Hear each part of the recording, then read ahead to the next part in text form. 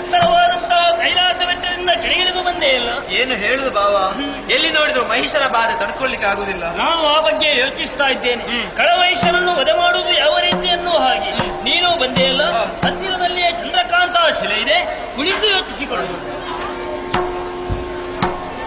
ಕುಳಿತವರು ಚಂದ್ರಕಾಂತ ಶಿಲೆಯೊಳೊಂದಾಗಿ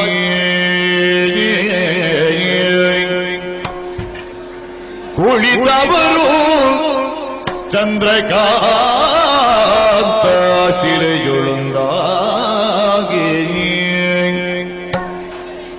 ಖಳನ ವದಿಸುವ ಎತ್ತದ ಯೋಚಿಸುತ್ತಿರಲಿತ್ತ ನಳಿನ ಭವ ಸುರರ ನೊಡಗುಂಡು ನಡೆತದು ವೈಕುಂಠನು ಕಾಣದಿರಲು. ಸರಿ, ವೈಕುಂಠದಲ್ಲಿ ಕಾಣುತ್ತಾ ಇಲ್ವಲ್ಲ? ಬಳಿಕ ಕೈಲಾಸ ಕೈ ತರಲಾಗ ಪುರಗರನು ನಿಲಯದೊಳಗಿಲ್ಲದೀರೇ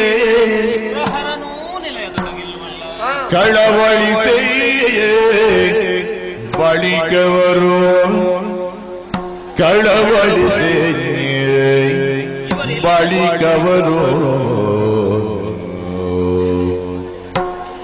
ತಿಳುಗಿದ ಶರೀರ ನುಡಿ ಹರಿಹರಿಯೊಳಗಿದ್ದ ಗದನವನು ಹರಿಕರರ ಪದಕ್ಕೆ ರಗಿ ಸಕಲರು ಜಯ ಜಯ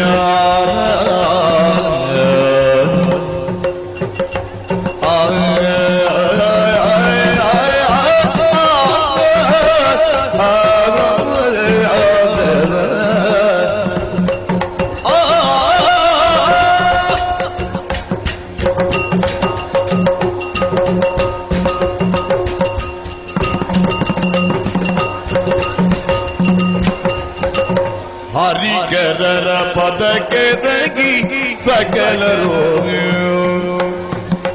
ದುರುಳ ಮಹಿಷಾಸುರನ ಉಪಟ ಹರಿಹರಿಸುತ್ತಿಗೂ ಎಂಬ ನೀವೇ ಪೊರೆವುದನು ಜಯ ಜಯ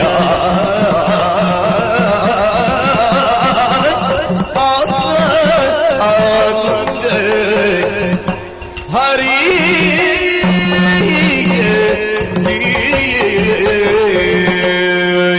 ಹರಿಹರನ ಪಾದಾರವಿಂದಗಳಿಗೆ ನಮೋ ನಮಃ. ಎಲ್ಲರೂ ಎದ್ದೇಳಿರಿ. ನಿಮ್ಮನ್ನೇ ಅರಸುತ್ತಾ ಅರಸುತ್ತಾ ವೈಕುಂಠಕ್ಕೋ ಕೈಲಾಸಕ್ಕೋ ತೆರಳಿದವೆಂದಾದರೆ ಅಲ್ಲಿ ನಿಮ್ಮ ಇರವಿರಲಿಲ್ಲ. ಆ ಬಳಿಕ ಅಶರೀರವಾಣಿಯ ಮೂಲಕವಾಗಿ ನೀವು ಚಂದ್ರಕಾಂತ ಶಿಲೆಯಲ್ಲಿದ್ದೀರಿ ಎನ್ನುವಂತಹ ವಿಚಾರವನ್ನು ತಿಳಿದೆವು. ನೋಡಿದಿರಾ, ದುಃಖದತ್ತರಾಗಿದ್ದಾರೆ ಸುಮನಸರು. ಅವರಿಗೆ ಇಂತಹ ದುಸ್ಥಿತಿ ಒದಗಿ ಬರುವುದಕ್ಕೆ ಪರೋಕ್ಷವಾಗಿ ನಾನೇ ಕಾರಣ.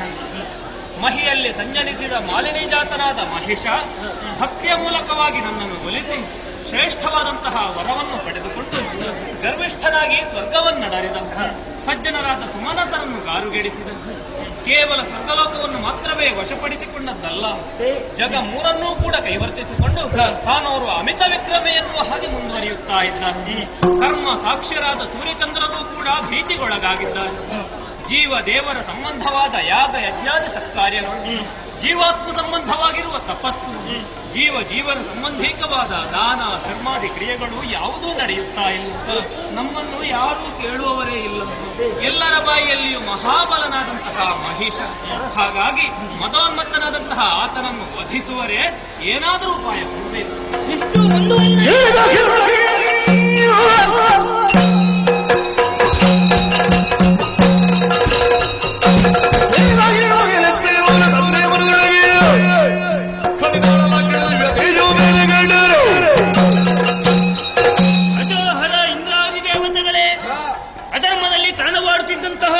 ವಧೆಗೋಸ್ಕರವಾಗಿ ನನ್ನಲ್ಲಿ ಇರುವಂತಹ ದಿವ್ಯ ತೇಜಸ್ಸನ್ನು ಹೊರಗಡೆ ಹಾಕಿದ್ದೇನೆ.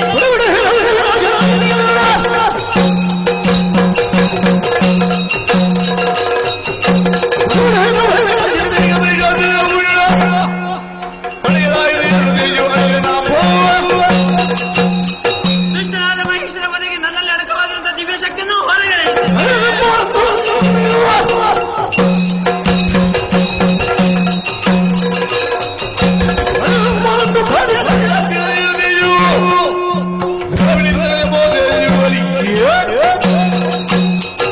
ಸ್ಥಿತಿ ಲಯ ಕಾರ್ಯಗಳಿಗೆ ಮಾರಕನಾಗಿರುವ ದುರ್ಗ ಮಹಿಷನ ವಧೆಗಾಗಿ ನನ್ನ ಅಂತಃತೇಜವನ್ನು ಹೊರಗೆ ಮಹಿಷನ ವಧೆಗಾಗಿ ನಮ್ಮ ದಿವ್ಯ ತೇಜಸ್ಸನ್ನು